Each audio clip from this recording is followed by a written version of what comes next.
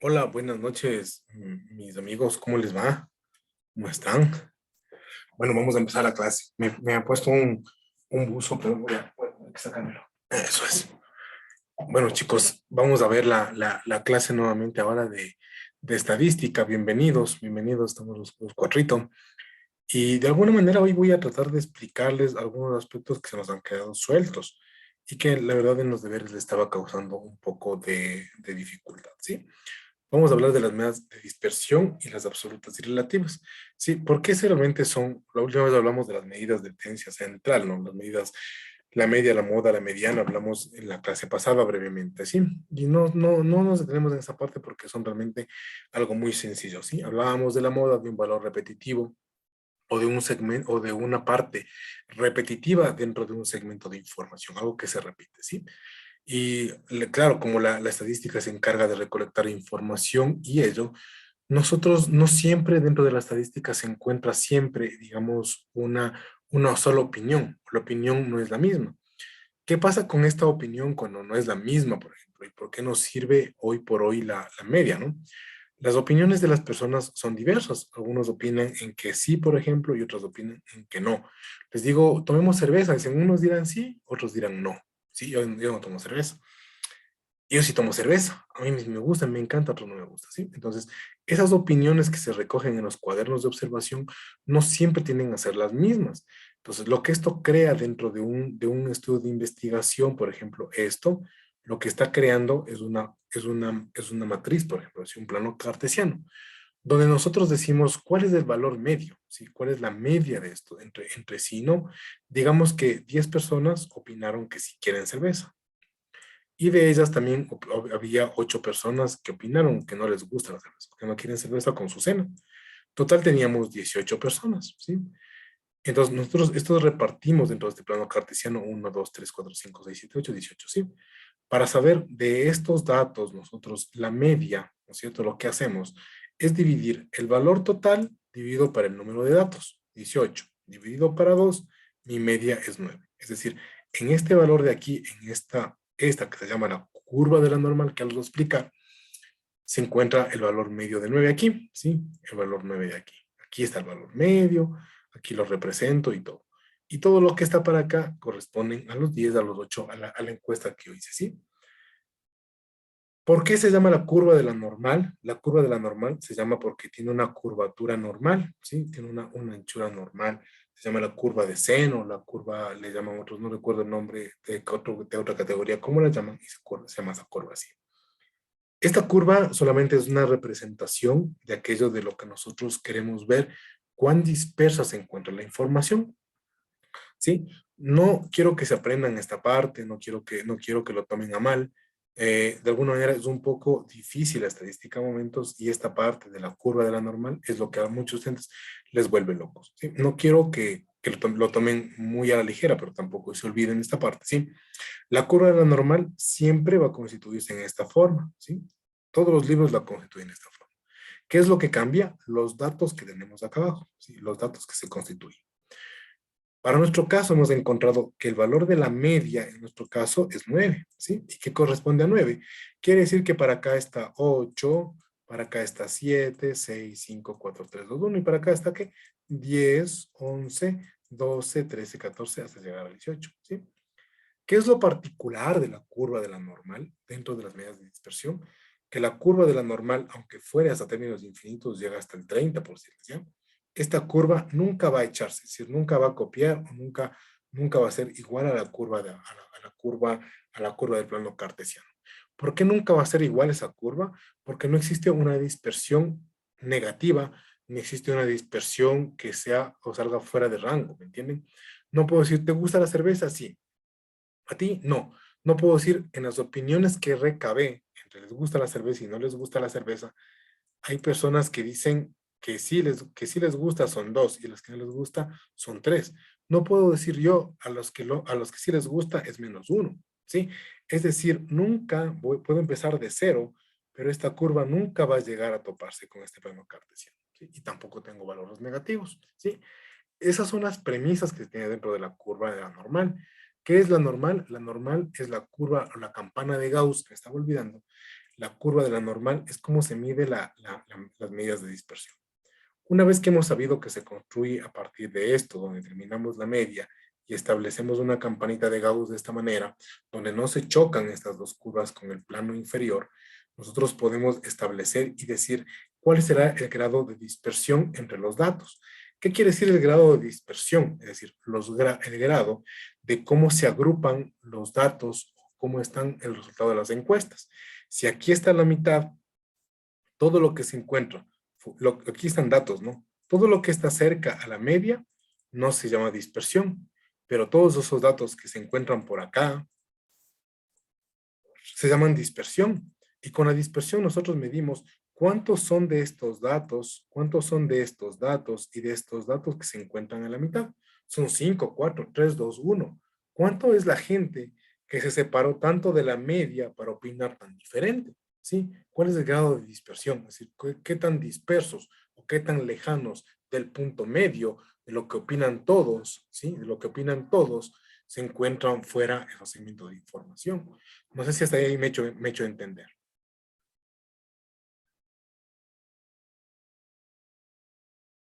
Bueno, no me dicen nada, creo que sí está entendido, ¿verdad, chicos? Bueno, ese es el grado de dispersión. Trata de ver los datos que tan fuera se encuentran del valor medio de la normal, ¿sí? Las características que aparte tiene la dispersión, es que las medidas de dispersión sirven para cuantificar los valores que se encuentran dentro de la escala normal y de fuera, ¿no es cierto? Llamaremos dispersión a la mayor o separación de los valores de una muestra, cómo están fuera, ¿no? Si están en el centro, es menos disperso. Cuanto más se separan de la mitad, quiere decir que son más dispersos los valores, ¿sí? Estos se llaman dispersiones, ¿sí? Las medidas de dispersión tenemos dos, tenemos la dispersión absoluta y la dispersión relativa. En los dos casos, tanto en la dispersión absoluta y relativa, ambos se los usa así como una curva de la normal.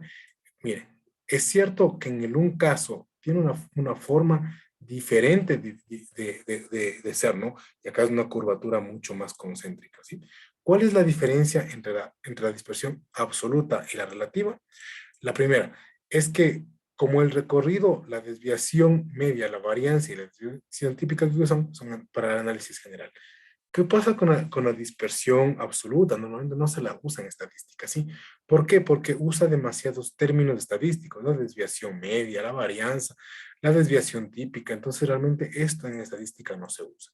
Lo que normalmente se usa en estadística es una dispersión relativa, que nos permite conocer independientemente de las unidades que nosotros queremos analizar. Recuerdan, aquí tenemos, a ver, estamos analizando un segmento de información, ¿sí? Y nosotros hemos encontrado que el valor medio, luego del análisis, se encuentra aquí. Todos los datos que se encuentran aquí cercano a la media son valores también dispersos. Lo lógico es que todos se agrupen dentro de esta línea, ¿sí? Pero no siempre pasa eso. Siempre se agrupan por acá algunos datos, ¿sí? Pues las opiniones que dices, recuerdan, ¿no? La encuesta es sí y no. ¿Te gusta cerveza o no te gusta cerveza? Algunos 10 opinan que sí, 8 opinan que no, ¿sí? ¿Dónde se encuentran esos 10? Se encuentran muy cercanos a la media, se encuentran por acá. Ah, mira, se encuentran cercanos a la media. Pero hay unos poquitos que están por acá. Y de los no, muchos se encuentran cercanos a la media. Y otros se encuentran por acá. No necesariamente significa que esta amplitud, el sí y el no, sean media, ¿no? Entre los dos, entre ambos, componen la media. ¿Sí? Entre ambos componen la media. Pero estos datos, ¿dónde se encuentran? El 10, ¿dónde se encuentra? Se encuentran aquí algunos datos, pero dos se encuentran fuera. Y del no, la mayor parte se encuentran aquí, pero uno se encuentra fuera. ¿Sí? Entonces, establezco de cuál es mi dispersión. Ah, mira, se encuentran tres datos por acá, uno por acá. ¿Sí? Ahí acá se encuentran tres, acá se encuentran un datos. ¿Sí? Esos tres a qué corresponden pueden ser sí o pueden ser no. Este uno puede ser sí como puede ser no. Y la mayor parte de los que están aquí, de los 14 restantes, se encuentran aquí. ¿Y cuáles son? Pueden ser sí como pueden ser no.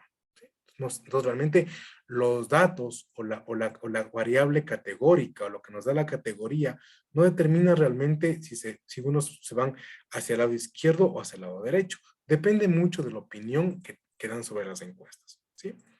Entonces, si yo establezco el valor medio y se encuentran dentro de aquí los valores estadísticos de las observaciones, significa que es menos disperso. Cuanto más se alejan de la media estos valores, quiere decir que cada vez son más dispersos. Cuanto más se alejan de este valor medio, cuanto más lejanos están, quiere decir que son más dispersos, ¿sí? Entonces, más o menos, yo creo que ahí sí me logran entender de lo que se trata las dispersiones. ¿Para qué sirven las dispersiones?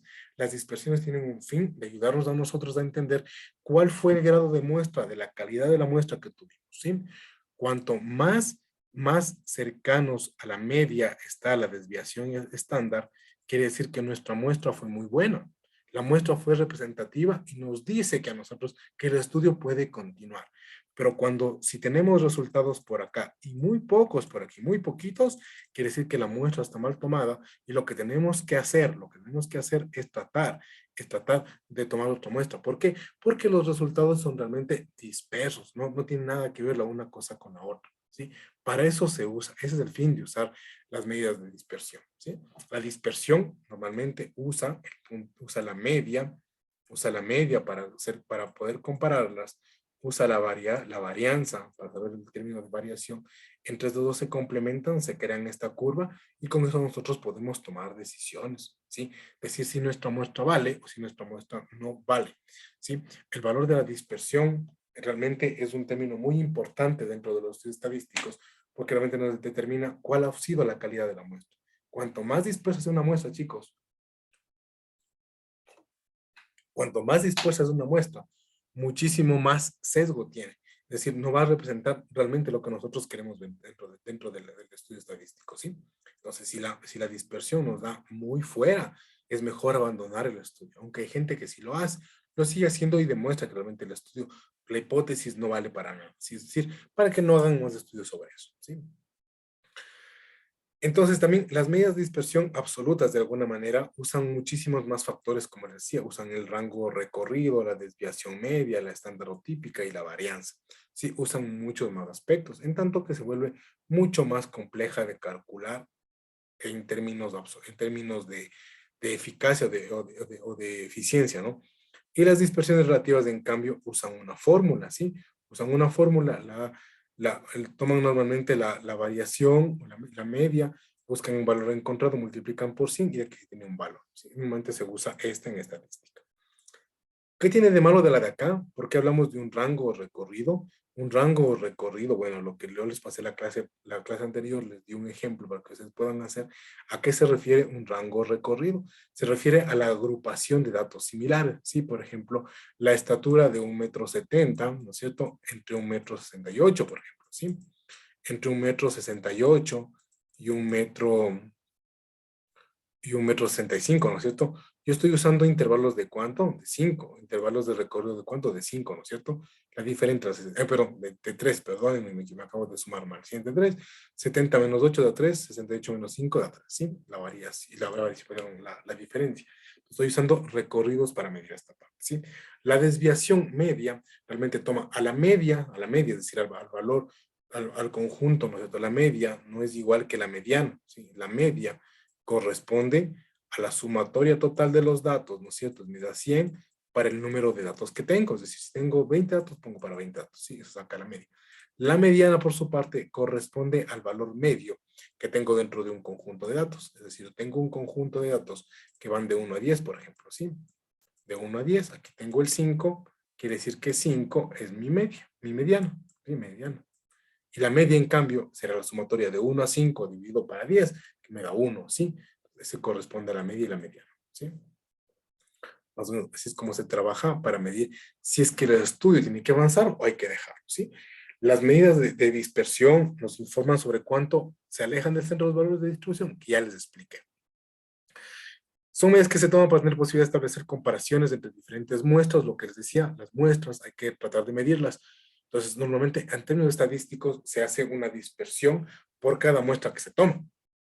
Y se dice, la que sea menos dispersa es la muestra a la que tenemos que enfocar. ¿Cómo hace el INE? Que el INE tiene un departamento de muestreo. Cuanto menos dispersa sea la muestra, es donde enfoca la encuesta de empleo, por ejemplo, ¿sí? ¿Qué pasaría nosotros si cogemos una muestra dispersa, por ejemplo? ¿Sí? Yo opino a favor del gobierno, yo opino en contra del gobierno. Quizá no encuentro un valor central y no puedo establecer realmente quién opina a favor y quién opina en contra del gobierno. si no establezco esa media de estándar, ¿sí? Cuanto más, recuerden chicos, cuanto más las observaciones, los valores, todo, la dispersión sea menor, los datos estén aquí dentro de la matriz, de la media, ¿no? La media de la media matriz es mejor. Cuanto más dispersos me deja de servir, ¿sí? Si están por fuera de eso, me dejan de servir, ¿sí? Pero puede ser que en los dos casos está fuera. Pues tengo que medir cuál es menos disperso entre estos dos. Entonces, sobre el menos disperso, tengo que dar la edición y aplicar la encuesta ahí, ¿sí? Entonces, para medir también la dispersión, necesitamos los valores muestrales, es decir, los valores de muestra. Estos chicos. Las medidas de dispersión absolutas, existe un rango de recorrido que yo les expliqué, pero normalmente el rango de recorrido dentro de la dispersión se lo nombra como entre el límite superior y el límite inferior, es decir, del rango más alto al rango más pequeño. Si tengo un rango de datos entre 1, 2, 3 y 4, por ejemplo. ¿Cuál es el límite superior? 4. ¿Cuál es el límite inferior? 1. ¿Sí? Se toma así. 4 menos 1 es igual a 3. Es decir, yo tengo que usar un rango de datos parecido a 3, ¿no es cierto? Es decir, de 1 hasta 3, de 3 hasta 7, de 7 hasta 10. Es como se lo usa, chicos, ¿no? Eso ya lo vimos en la clase pasada, de alguna manera los rangos, los límites, y se vuelve a repetir aquí. ¿Por qué? Porque nos sirve para determinar la amplitud de este plano cartesiano una vez determinada la media. ¿Cuántos espacios tengo que recorrer? Tengo que recorrer de 3 en 3, de 4 en 4, de 5 en 5. ¿Ah? ¿De cuántos tengo que hacer? De acá, ¿no es cierto? Aquí está, digamos, de 3 en 3, no digamos que aquí está 9. Acá tengo de 3 en 3, de 4 en 4, de 5 en 5. ¿Sí? ¿Cuánto tengo que hacer? ¿Cuál es válido? ¿3 en 3, 4 en 4, 5 en 5? ¿Cuál es más válido? ¿Sí? ¿Cómo tengo que hacer? A partir de esto, construir la normal y veo qué resultados me da. ¿Sí? ¿Qué hago? Mido la dispersión, pues. ¿Cuántos más alejados están del punto central? Más dispersos. Cuanto más cercanos, menos dispersos. Tomo la decisión, establezco la encuesta, tengo la muestra, puedo establecer entre varias muestras, por ejemplo, ¿sí? Tengo la muestra A, ¿no es cierto? Tengo la muestra B. ¿Cuál es más dispersa? ¿Cuál está más dispersa? Si en términos de ojo. Ah, esta está menos dispersa. Perfecto. En la menos dispersa tengo que hacer el estudio que necesito hacer, ¿sí? No en la más dispersa, en la menos dispersa. Tengo que hacer comparaciones entre muestras, ¿sí? Para establecer dónde tengo que hacer el valor muestral. Tengo que medir la escala de desempleo en base a estadística muestral. Tengo que ver la dispersión. ¿Dónde están más dispersos? Están más dispersos en Piro, pero menos dispersos en Ibarra. ¿Dónde aplico la muestral? Aplico en Ibarra. ¿Por qué? Porque ahí es donde está menos disperso, donde está más concentrada al punto medio, ¿sí? Entonces, para eso nos sirve el rango de recorrido. Eso no les voy a explicar porque vuelven a repetir lo que les expliqué antes del rango de medida, ¿sí? La desviación media, como les dije, en cambio, la desviación media, en cambio, tiende a medir un porcentaje, ya no mide un valor, tiende a medir un porcentaje. Toma el valor 1 versus la variación que existe, ¿no es cierto? Es decir, digamos, por ejemplo, aquí lo que trata de hacer en la fórmula, por ejemplo, tenemos aquí el valor central es 9, por decirles, para acá tengo de 3 en 3, 9 menos 3, 6, 6 menos 3, 3, 3 menos 3, me queda 1, ¿no? Aquí 9, 9 más 3, 12, 12 más 3, 15, 15 más 3, 18. Establezco el valor el valor de la media que está aquí, establezco esto acá, sí, y establezco la fórmula, dice. El valor menos el valor medio, x1, 1, menos el valor de la media. Tengo cuántos, tengo 1 más 3 más 6 más 9 más 15 más 18, divido para cuánto, 1, 2, divido. Entonces sumo, ¿no? Para sacar este valor de aquí, este valor promedio, que significa media, ¿qué tengo que hacer? Sumar 1 más 3 más 6 más 9 más todo, ¿sí? Y sumo los 1, 2, 3, 4, 5, 6, 7, divido para 7 datos, ¿no es cierto? Aquí me sale un valor media, ¿no es cierto? Un valor de la media. Digamos que me sale 5. Y me dice, el valor x1, 1, menos el valor de la media, más el valor 2 menos el valor de la media, 7. Y voy haciendo. Y con eso establezco un porcentaje. Normalmente este hace lo mismo que la otra fórmula, pero se establece un porcentaje de confianza. Y se dice la dispersión es del 95-96%. Cuanto más la dispersión sea más cercana al 100, tomo la decisión por ahí, ¿sí? En cambio, en la otra me va a salir en valores de enteros, ¿sí? La comparación, tengo que comparar entre muestras. Este, en cambio, me da un nivel de confianza sobre porcentajes. Los porcentajes, mientras más cercanos al 100%, quiere decir que tengo más fiabilidad de la muestra que tomé, ¿sí? En términos absolutos, también es la fórmula parecida, nada más que usamos raíz cuadrada y establecemos lo mismo. Tenemos que comparar entre medias para poder saber qué es lo que tenemos, ¿sí? La varianza, así tenemos un término de varianza que es muy importante conocerla. También la varianza usa la campana de Gauss o la campana de la normal que decíamos para establecer esta fórmula, ¿sí? Esta fórmula nos sirve a nosotros para identificar los valores aleatorios en forma aleatoria, qué tan dispersos se encuentran los valores que nosotros queremos encontrar, ¿sí? Ahí hemos visto esta parte de las medidas. Bueno, las características no vamos a verles, las medidas de coeficiencia de dispersión relativas. Esto no tenían en los deberes, no les voy a explicar esa parte. Sí, pasemos, porque nos queda realmente corto el tiempo y no quiero que se acabe la clase de estadística, porque realmente me gusta estadística y pues podría pasarme hablando muchas horas de estadística, pero ya no es prudente por ahora. Por ahora que necesitamos un poco más de rapidez.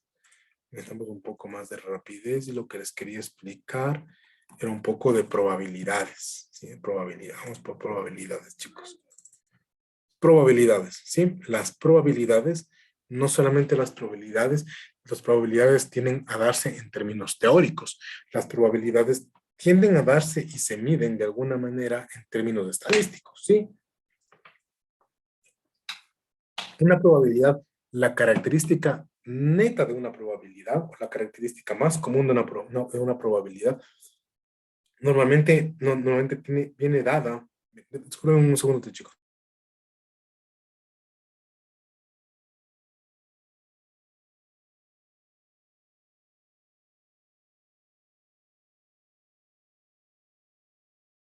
Entonces, como decía, las probabilidades no solo vienen dadas en términos teóricos, también tienen bienes dadas en términos estadísticos. ¿Sí? ¿Qué es la probabilidad? Es la ocurrencia de un evento, o puede ser positivo o negativo o adverso. ¿Sí?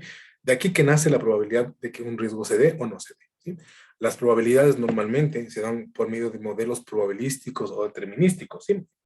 Por ejemplo, ¿cuál es la probabilidad que hoy noche llueva? ¿Cuál es la probabilidad de que dé un fenómeno económico, un fenómeno social, por ejemplo? ¿Sí?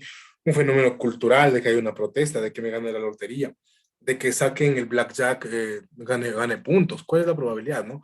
Entonces se usan modelos matemáticos. Realmente las probabilidades es lo más fuerte que tiene la estadística, ¿sí? Y donde se sientan muchos aspectos hasta econométricos, nacen a partir de los modelos matemáticos de las probabilidades, ¿sí?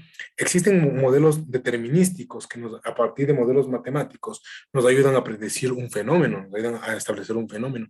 ¿Qué factores dentro de ese estudio pueden predecir y realmente encontrar el resultado, ¿no es cierto?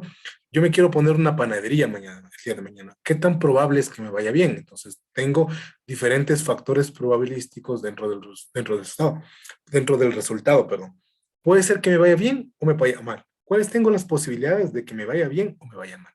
Pero para determinar esto, ¿qué tengo que hacer? Establecer diferentes tipos de resultados. Establecer un mercado, hacer un estudio de mercado. Tengo que establecer la población a la que me voy a dirigir.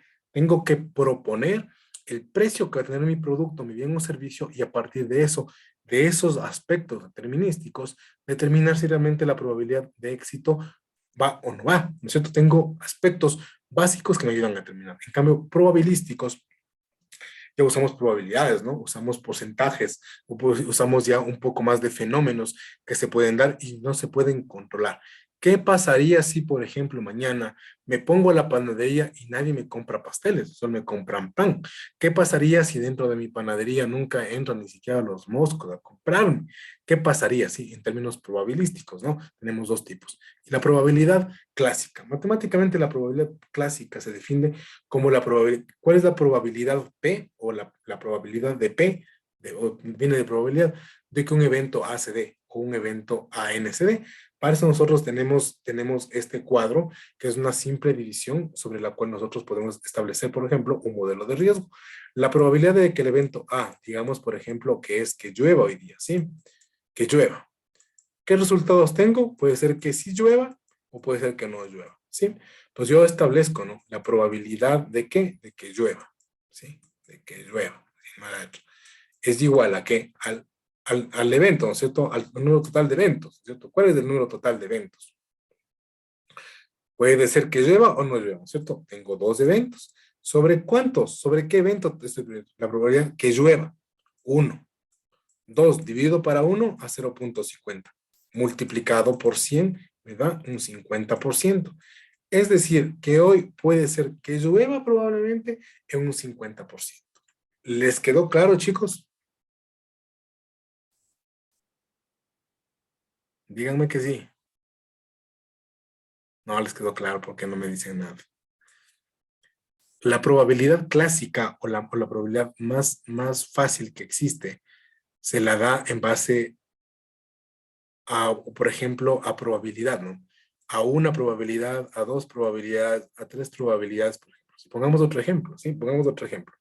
¿Qué probabilidad quiere? No de pasar o quedarse el nivel, no, es otra probabilidad. Una probabilidad de que, por ejemplo, llueva, haga sol, llueva, haga sol mañana y haga frío, por ejemplo, ya. Tenemos tres probabilidades ahora, ¿sí? Yo quiero medir de esas tres probabilidades. ¿Cuál quiere medir? La probabilidad uno, ya. La 2, no hay problema, ya, de que haga sol. Quiero medir la probabilidad 2 de que haga sol. ¿Cuál es el número total de eventos que yo tengo? El número total de eventos. Tengo tres eventos. Puedo darse tres eventos, ¿no es cierto? Pero ¿cuál evento quiero evaluar yo? Quiero evaluar el evento 2, el evento de que haga sol. ¿Qué tengo acá? ¿Cuántos eventos quiero yo hacer? Un solo evento, sí, un solo evento. ¿Sí? La probabilidad de que haga sol, ¿sí? Total número de eventos, 3. 3 para 1, ¿a cómo me da? ¿Nadie me ayuda? 0,25, ¿sí? Es decir, existe un 25% de mañana, más, incluso más, me estoy equivocando, chicos, incluso es más. 3 para 1, 3 dividido para 1, que ustedes me corrigen, me sale a 3 dividido para 100, es decir, de que más o menos tengo un 30% de probabilidad, incluso es más, ¿no? Es el 33%, chicos, el 33,33% de que mañana puede ser que llueva, haga sol o haga frío, ¿sí? Así es como se determinan las probabilidades más clásicas, las más básicas, ¿sí? Haciendo una división de los eventos. Esto es muy frecuente usarlo en riesgos, ¿sí? Cuando es la probabilidad de impago o de pago de una persona, pero se establecen en base a otros términos, se suman algunos términos más de economía, estabilidad económica, inflación y ello, ¿sí? En cambio, la probabilidad relativa ya no usa solamente lo anterior, además le mete a los límites, ¿sí? En los límites. No sé si ustedes estudiaron en el colegio los límites, entonces aquí ya se mete un límite, se hace un poco más matemática la probabilidad relativa, ¿sí? Las características de la probabilidad es que indica un resultado que no se presentará y siempre el resultado tiene que ser igual a 1. De 0 a 100%, 1 va a ser la cantidad del 100%, lo que yo multiplicaba, ¿no? Me da 0,5, 5,5, donde el 1, la unidad, es equivalente al 100%, ¿sí? ¿Cuál es la probabilidad de que se dé? Sí, cuanto más cercana al 100%, la probabilidad es mucho más alta. Cuanto más lejana del 100%, la probabilidad de que ocurra un evento es mucho más lejana o no puede darse, ¿sí? Existen experimentos aleatorios, las probabilidades se desencadenan en experimentos. En experimentos, ¿por qué en experimentos? Los experimentos corresponden a tratar de entender, por ejemplo, un experimento, por ejemplo, digamos que nosotros queremos establecer la nueva vacuna contra el COVID, por ejemplo, ¿sí? Yo necesito hacer un experimento, necesito saber si realmente esa vacuna funcionará o no funcionará. Entonces, ¿yo qué tengo que hacer? Establecer ciertos eventos. Hasta ahí el evento más clásico, ¿no? Funciona o no funciona, pero ¿qué más tengo que ver? Se le hinchan las manos, tiene dolor de cabeza, cansancio, le da COVID, no le da COVID, valió, no valió, el tiempo de duración, es decir, existe en el experimento un poco más grande probabilístico, existen eventos que también tengo que tomar en cuenta y que normalmente se toman dentro del evento aleatorio, ¿sí? Que quiero ver en qué lámina voy porque no quiero retrasar solo en esto, ¿sí? Normalmente las probabilidades, lo más clásico que se estudia en probabilidades es de lanzar dados, ¿sí? De lanzar dados. ¿En cuántas posibilidades, no es cierto? Por ejemplo, en cuántos eventos puede darse de que nosotros saquemos triple 6, por ejemplo, 3 veces 6, ¿no? Uno en cada lanzada podemos sacar 6. Entonces, se ha establecido eventos, la estadística busca esto, las probabilidades busca esto, de que cuántas veces en un evento se repite el mismo evento, ¿no es cierto? Perdón, en un estudio se repite el mismo evento. En 15 minutos, en 5 lanzadas, quiero saber cuántas veces resulta el número el doble 6, por ejemplo, ¿sí? Entonces, lo más clásico en probabilidades es establecer el juego de los dados. En cartas, en puntos muestrales, por ejemplo, se usa esto, ¿no? ¿Cuánta es la probabilidad de que yo establezca un blackjack? No me salga la letra de burrito, por ejemplo, ¿sí? No me salga la letra A, el as, no me salga, ¿no es cierto? Lo que se burritos decíamos en mi tiempo, ¿sí? Entonces, aquí se establece, ¿no es cierto? Se establece en el experimento y se dice cuál es la probabilidad de que yo tenga un evento, ¿no es cierto? Catalogado como 3, por ejemplo, ¿sí? Lanzar un dado y observar el número que sale de cara superior, por ejemplo. ¿Cuántas veces puedo lanzar un dado yo? Infinitas. Pero ¿cuál es la determinante para decirme cuántas veces puedo lanzar yo? La cara de un dado, el lado superior. Tengo el límite inferior, que es 1, tengo el límite superior, que es 6, ¿no es cierto? ¿Qué establezco? Establezco la fórmula que me enseñaba antes, el evento más clásico, ¿no es cierto? El evento más clásico, ¿sí? Aquí que me dice que la probabilidad de que me resulte, de que lance y me resulte 3 es mucho más alta, ¿sí? ¿Por qué? Porque hice los cálculos y veo que es 3, ¿sí? Primero porque es un valor central, porque tengo pocos datos, porque al establecer la media, veo que normalmente mi media, mi probabilidad o mi media va a estar entre 3 y 4, ¿no es cierto? Sí, va a estar 5, 6, ¿no es cierto? Acá está 2 y 1, ¿sí? ¿Cuál es el valor medio? 1, 2, 1, 2, 1, 2, 1, 2, entre 3 y 4, ¿sí?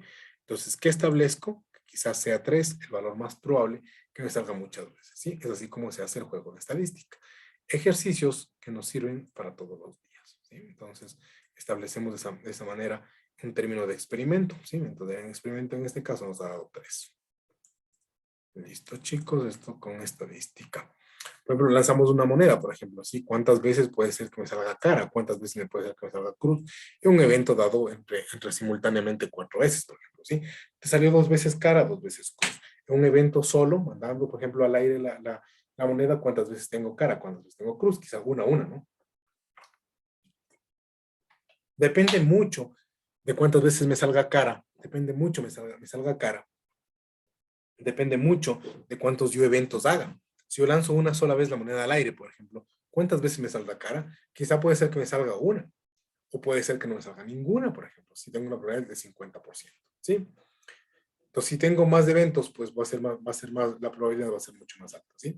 ¿Cómo se hace la representación del espacio muestral? Se hace con combinaciones, ¿no? Digamos, C, por ejemplo. En una segunda lanzada, en una primera lanzada, ¿qué puedo tener? C. En una primera lanzada puedo tener solamente S. En una segunda lanzada puede ser que me salga una C y otra vez C. O puede ser que me salga una C y luego una S. Una S y luego una C. O sea, depende mucho de los eventos que hagamos, ¿cierto? O ustedes jueguen con una moneda y empiecen a lanzar 2 veces aleatorias, van a ver que les sale. Puede ser un principio que salga C y luego le salga S, ¿sí? Depende mucho de cuántos eventos nosotros querramos hacer, ¿sí? Cuántas veces va a repetirse el evento. O sea, ¿qué establecemos, no? Si es que lanzo 2 veces, por ejemplo, 2 Cs, 2S, ¿sí? Esto no vamos a ver el diagrama de árbol porque realmente es un poco más largo, ¿sí? Aquí voy a demorarme mucho. Los eventos, existen eventos simples donde solamente existe una probabilidad, ¿no es cierto? Por ejemplo, la lotería. ¿Cuántas probabilidades de ganarme la lotería tengo, ¿no es cierto? Cómprese un guachito, claro, si compran un guachito, vienen 5 boletos, pero realmente de esos boletos ustedes ven que tienen el boleto 10.450. Será imposible que se ganen la lotería, pues chicos, será un evento pero relativamente altísimo. Hay que medir dónde se han ganado más veces la lotería. Por ejemplo, en Quito ha habido muy pocas veces, ¿no? Entonces, a partir de esos eventos se hacen eventos simples y eventos compuestos. Eventos simples son muy categóricos. Solamente existen 2 o 3 eventos sobre 2 o 3 circunstancias. En cambio, los compuestos se establece mucho más, como les digo, ¿no? La lotería, dónde se ha ganado, cuántas veces se ha ganado, qué persona la ha ganado, dónde lo compró, la frecuencia de compra, cuántas veces lo hace. Compró un guachito, compró un juego completo, ¿qué lo hizo? Lo compró en la calle, lo compró de Lotería Nacional. ¿Dónde lo hizo? Entonces, el evento compuesto abarca muchas más cosas que el anterior, ¿sí? Estos los axiomas no tenían ustedes dentro del examen, no debo poner esto, la regla de la probabilidad, y cuando con eso terminamos las probabilidades, y no voy a adelantarme mucho en probabilidades. ¿Tienen alguna pregunta, mis amigos? Que voy un poco acelerado, porque en estadística sí me he demorado un poco en darles y sí quiero darles lo que más pueda, lo que más yo pueda darles en cuanto al coeficiente de relación de Pearson. ¿Tienen alguna pregunta, chicos? ¿Les queda alguna duda de respecto de lo que hemos estado viendo? Verán que les he tratado de resumir la clase lo más que puedo, porque realmente esto es un poco largo de explicar estadística. Ya, vamos con unos diagramas de dispersión. Continuemos, retomemos la parte de los diagramas de dispersión. Recuerden, chicos, que ahora les pasa el chat. Ustedes por el chat, ustedes pueden hacer los deberes, ¿no? Pueden tomar esos mismos eventos que les daban en esas páginas web para que establezcan sus deberes, ¿no? Vamos con la dispersión. Volvamos nuevamente a la dispersión. ¿Por qué me centro en la dispersión? Porque quizá la parte más importante de la estadística, ¿sí? Donde nosotros, a partir de la dispersión, nosotros podemos ya establecer una toma de decisiones, tanto a nivel estadístico, a nivel ya un poco más global de la estadística. Si continuar o no continuar con la estadística, ¿sí? Y vemos que el diagrama de dispersión normalmente es una representación gráfica entre dos variables, ¿no es cierto? Lo que decíamos en principio. Permite la relación entre valores de una variable que nos interesa, una dependiente y pueden haber unas más independientes. ¿Sí? La dependiente normalmente trabaja por sí misma, ¿cierto? Trabaja con otras variables. Y la dependiente que trabaja por sí sola, no depende, ¿no? La independiente puede ser que suba, se baje, se incremente o se reduzca, por ejemplo, ¿sí? Muy utilizadas en este tipo de teorías de programa de dispersión, ¿sí? ¿Cómo interpretar un diagrama de dispersión? Lo que les decía, se elabora una teoría razonable, ¿no es cierto? Cuanto más dispersos se encuentran los datos, puede ser que no me sirve esa dispersión. ¿Por qué? Porque los datos dispersos realmente a nosotros no nos representan un grado de información o no tienen importancia dentro de la muestra. Entonces se estudian siempre con las dispersiones. Por ejemplo, en la dispersión sí hay que hacer un tipo de estudio. A la dispersión se la toma siempre como un estudio aparte. ¿Por qué? Porque la dispersión normalmente también abarca datos, esos datos dispersos que están a los lados y que no nos permiten a nosotros identificar cuáles son los valores con los que vamos a corresponder o con los valores con los que vamos a establecer un tipo de evento, ¿no es cierto? No nos permiten conocer, pero sí dan información esos eventos dispersos. Necesitamos conocer la opinión de los dispersos. Otra manera de representar la dispersión es en base a una columna vertebral, es lo que ustedes van a encontrar quizá dentro del ejemplo, ¿sí?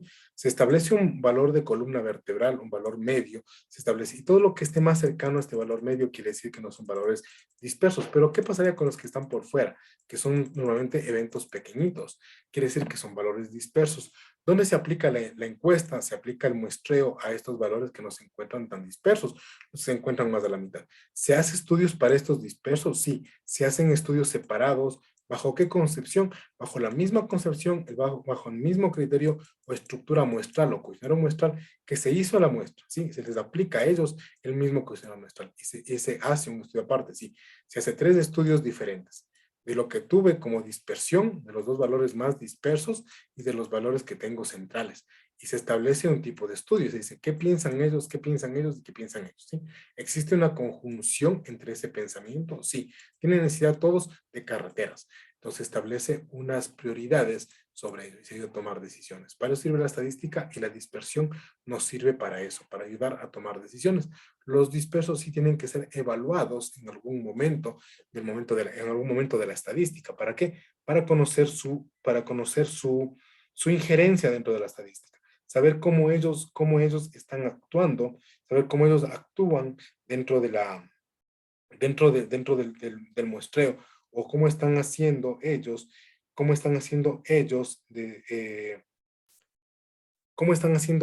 estas variables de interpretación, ¿no es cierto? Estamos viendo ahora mismo qué es lo que representan esos programas dispersos, ¿sí?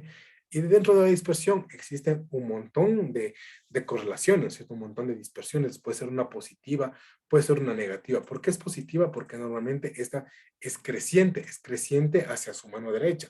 Pero ¿qué pasa cuando es creciente hacia su mano izquierda o es diferente o crece al lado contrario? Normalmente se llama una correlación negativa o una dispersión negativa, ¿sí?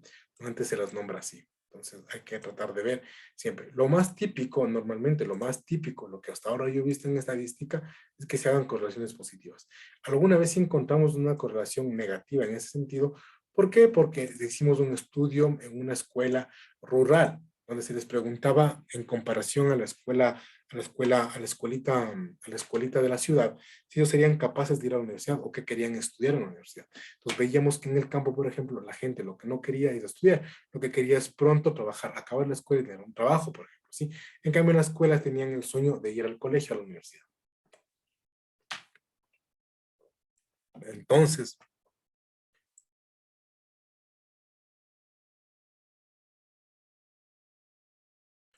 Entonces, al comparar la una con la otra, nosotros nos dio una correlación negativa. Perdón, chicos, me quedé sin voz, que estoy hablando casi a 2 horas. Y hay unos tipos de correlaciones débiles, sí, pero que también son muy poco frecuentes. Hay otras que se hacen un poco complejas y no, tampoco existen, o muy dispersas. Cuando pasa esto, cuando son la tienen, no podemos establecer un tipo de línea de dispersión, cuando son muy dispersas, contienen esta forma de campana de Gauss, por ejemplo, son muestras realmente que están mal tomadas y lo único que hay que hacer es desecharlas desde el momento en que se hace. Ni siquiera hay que tomarlas en cuenta. ¿Sí? Aquí tienen un ejercicio de cronograma de dispersión, cómo se establecen las dispersiones. En Excel también pueden hacer dispersiones, establecen unos datos y ven qué tipo de dispersión les sale. ¿Sí? Esto es con las dispersiones, mis amigos. Un poco breve, pero no quería quedarme sin explicarles esta parte que me parece muy importante, ¿sí?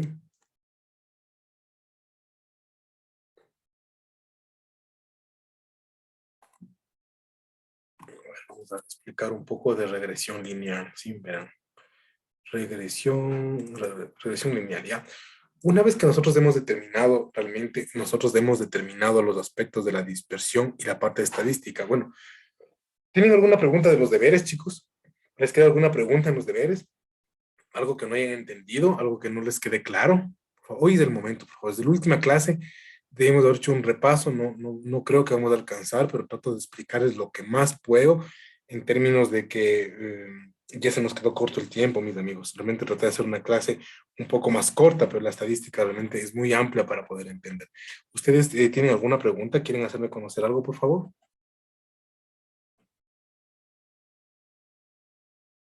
No.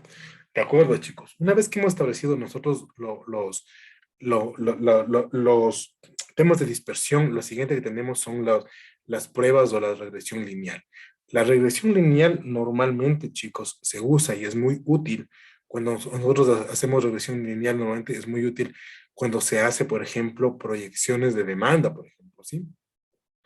Yo he usado regresión lineal en algunos aspectos de mi vida y ha sido lo más útil que yo he podido encontrar y realmente en proyecciones de demanda a mí me ha servido para establecer un montón de datos. Lo único que se necesita es un orden de los datos, se necesita establecer un porcentaje X y un porcentaje Y, ¿sí? Normalmente se establecen dos tipos de variables, digamos, una variable dependiente y una variable independiente. Se establece con esto, ¿sí? Necesitamos dos tipos de variables. Ambas variables tienen que ser numéricas. Digamos que aquí no se habla de la pureza del oxígeno, digamos que se habla del número de ventas, por ejemplo, ¿sí? Por sector, por ejemplo, ¿sí? Por sector. El número de observaciones, cuánto fue las ventas y el porcentaje de ventas respecto al total, ¿sí? Yo solamente con esos valores a mí me han servido para establecer regresiones lineales. Una regresión normalmente corresponde a una cuestión matemática para establecer cuánto puede crecer o cuánto puede decrecer ciertos aspectos. Me sirve para poder entender la dispersión, el valor medio, me sirve para establecer cuántos datos tengo, ¿me entienden? Dentro de un ciclo de información. ¿Cuán dispersos se encuentran estos datos respecto del valor medio? ¿Sí? ¿Cuán dispersos se encuentran? Si están por acá, por ejemplo, los valores, ¿por qué están dispersos por acá? Tratar de entender un poco la forma como se está estableciendo esa muestra.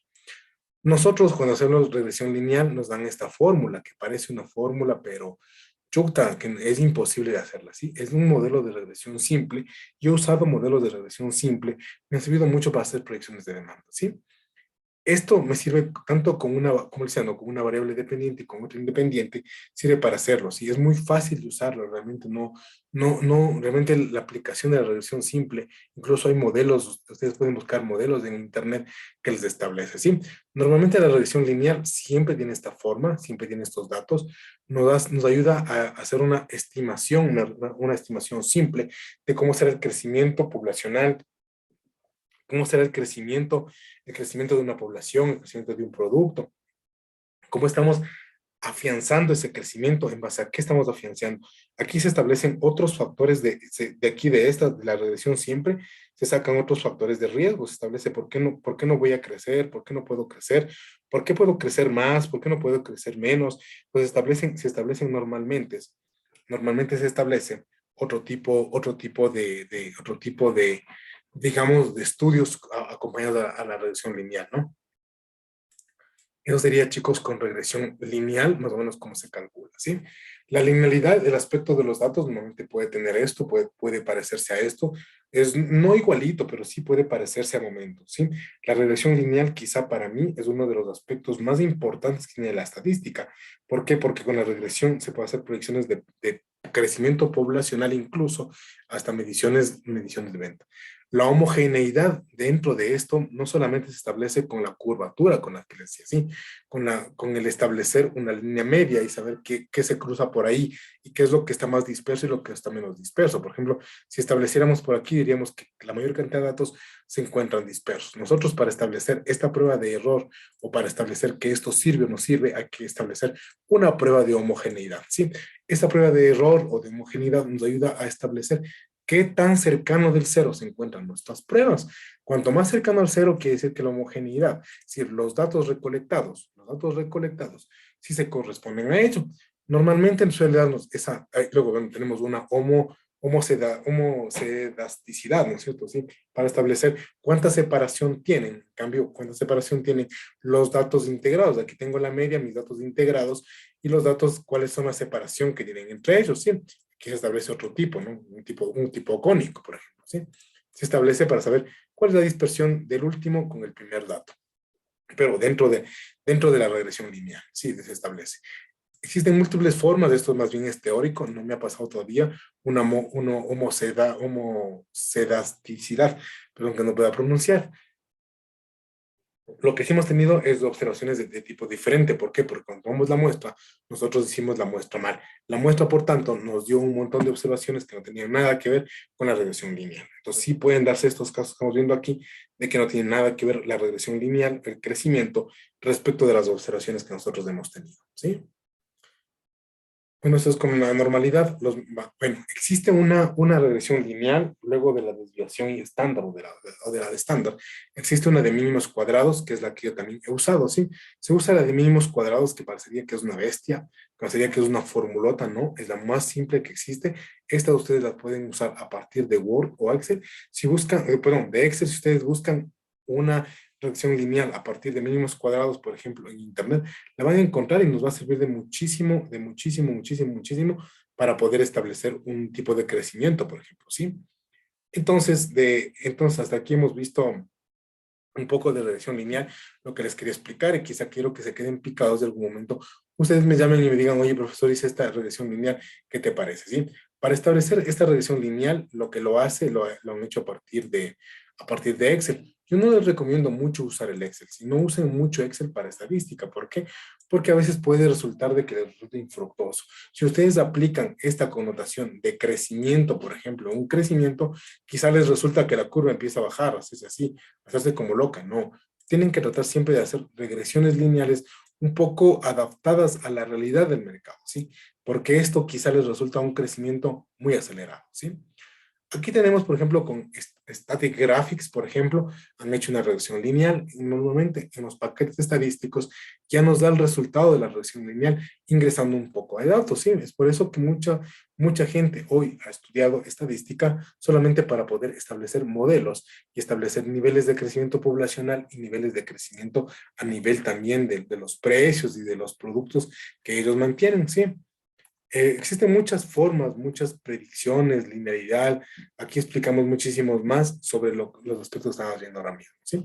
Realmente el tiempo es corto, realmente el tiempo de hacer estadística y todos los temas que tratarían, realmente es alto, no, no se puede hacer todo en unas 5 clases.